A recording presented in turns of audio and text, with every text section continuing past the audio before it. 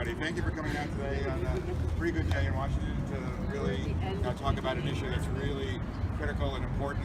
An issue that's been around for 40 years that we can't seem to get our hands on, to really get rid of and fix finally. I'm Curt and I'm the Executive Director of the National Disability Rights Network.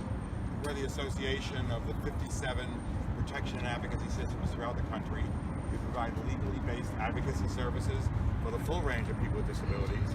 And in that role, we have been probably one of the largest enforcers of IDA, with special education needs, and we've done over 200,000 cases, I think, in our 40-year history of our program. But one of the things that we have seen, unfortunately, is the abuse and neglect, restraint, and seclusion of the range of kids with disabilities, but nothing as serious as what we've seen in the Judge Rosenberg Center.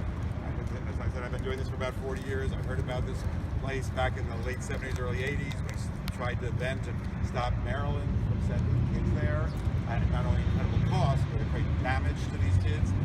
My Massachusetts program has worked tirelessly to try to document the abuse that stems from this kind of practice, and unfortunately we've not yet been able to get the courts to recognize that this treatment is inhumane and dangerous. We have 5 years ago, I, with a lot of my colleagues here and others, testified at the FDA hearing to talk about this terrible practice and the damage it caused, and the fact that not only that they use it for a very small number of kids that have been identified as having problems, but they use it for all the kids that are in their facility, kids that don't have severe disabilities. So it's just a practice constantly used this ongoing shocking system for everybody. And clearly we've had demonstrations of it does it not just for behavioral problems, but for discipline and punishment. When they wake up kids in the middle of the night and shock them because of something they did earlier in the day, that's not therapy. That's just punishment and retribution. So we now we have that evidence. FDA did have that very extensive hearing.